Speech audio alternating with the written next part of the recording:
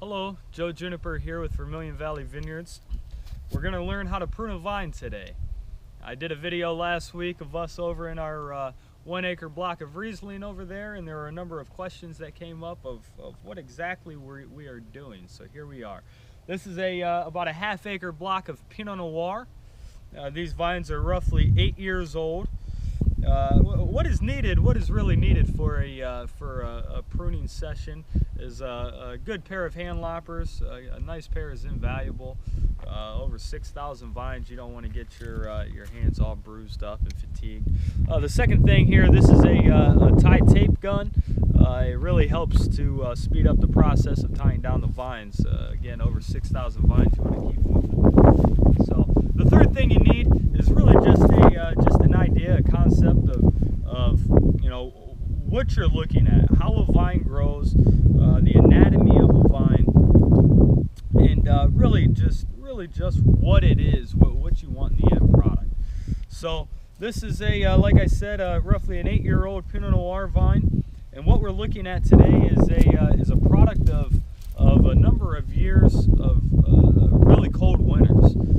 This is the gray wood. This gray wood that you see here, this is last year's growth, or the previous year's growth rather, that died off over the last couple of years. That whenever we got the cold polar vortex and really cold winter last year as well, it's really rough on these old world European varieties. So all of this nice bright redwood. This is all new growth that grew last season, back between June and September. And this is all what we want to keep, but we don't want to keep all of it. So I'm basically gonna start. I'm gonna step back and I'm gonna look and evaluate what we have going on here. So the first thing I'm gonna do is I'm gonna come down here. I'm gonna get rid of all of this gray stuff, all of this old stuff, and all of the small, even this new stuff, but the small spindly guys that obviously aren't gonna come up to our fruiting wire. All of that's gotta go. This guy here, he's gone. You gotta reach through the vine sometimes. Sometimes these guys can get kind of bushy, and there are a lot of tendrils, a lot of little connecting pieces known as tendrils connecting all of this. So from here we basically have everything, all of the old dead wood cut back. And is what we really want is we want four nice trunks coming up and 4 nice cordons coming over. Our pruning system is called VSP. This is known as vertical shoot positioning. So you basically have a trunk coming up, you get laid down at a 90. I'll show you that in a minute. Laid down at a 90, and all of your fruiting buds are going to be along a cordon and growing vertically, so straight up. So from here I have 1, 2, 3, 4, 5, 6. I have six different nice options for a foundation for this vine. So I'm basically going to come along here. I'm going to cut some of these tendrils, going to freeze some of this stuff up. Cut down from the top a little bit. This is you want to kind of look at the base, make sure everything is coming from the middle of the vine. You don't want anything that's coming way out, way out from underneath. You want everything coming straight up for the most part.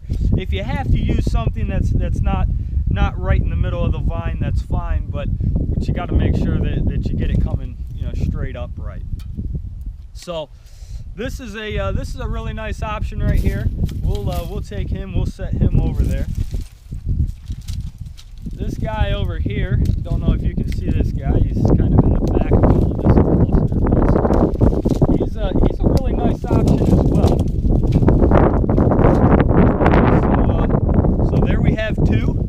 We have 1, 2, and you really want, as much as possible, to have these guys spread out a little bit. You don't want 4 canes coming all off of one side, one or the other.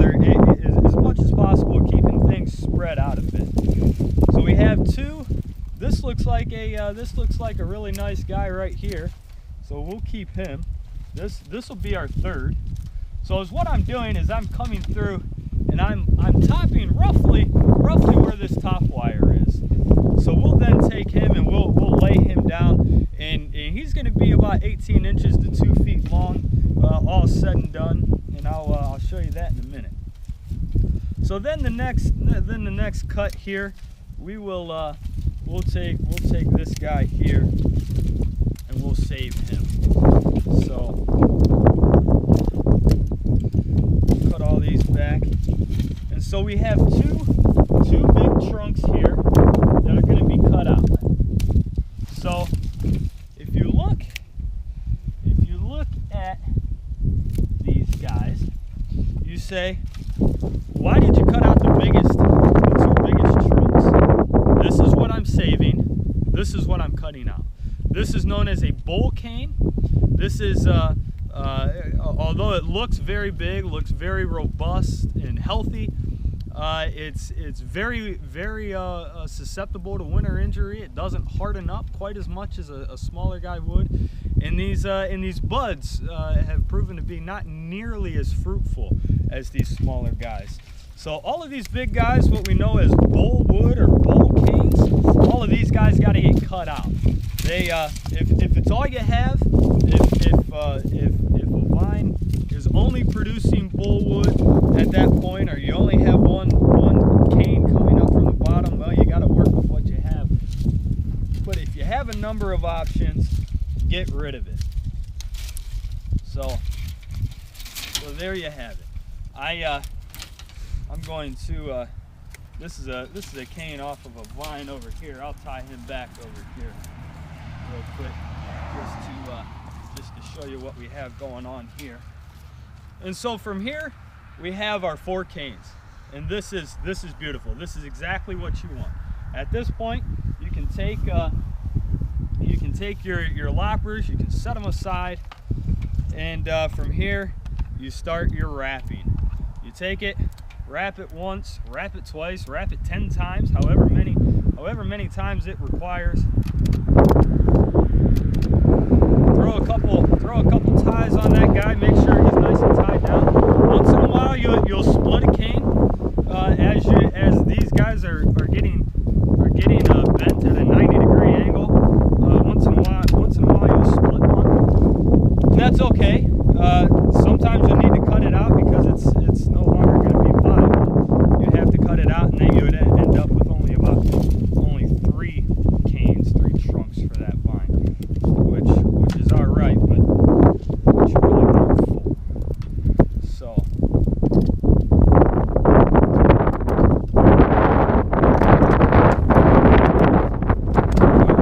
so there you have it. You have 4 canes coming up, 4 cordons running over. Like I said, this is a vertical shoot positioning, VSP. This is a pretty widespread training method, especially in this part of the world. But we do something kind of unique. We always run 4 trunks, 4 cordons. And the reason we do that, and this is unique, a lot of guys are only running 2. The reason we run 4 is because, number one, it allows us the benefit of having 4 safety nets here, is what I call them. And so any given year, you can have a trunk collapse on you. You can get a bacterial infection called crown gall that can get in there, that can take 1 or 2 or 3 of these canes away from you. You have to cut them out. Or any number of things can happen with these guys. And so whenever you have multiple canes here, you're really helping yourself out. It really goes a long way. The second thing, and this really shouldn't be overlooked, is we're in an area in north central Ohio. We get a lot of rain. We have very good soils here, very nutrient rich soils. And with the amount of rain that we get, we do get excessive vigor. And so whenever you have vines growing like crazy, you ultimately you get way too much leaf cover for not enough fruit. And so everybody thinks the less fruit on the vine, the better the quality. That's not necessarily true. Science has proven that otherwise. It's really all about vine balance. And so having these two extra trunks and cordons here really allows us to balance out, maintain our vigor. It cuts back on our vigor because we have more buds here to spread it between. And if we do get a dry year, or a year that you get a little bit of nitrogen washing, a little nutrient washing, we have the option to cut our crop back a little bit.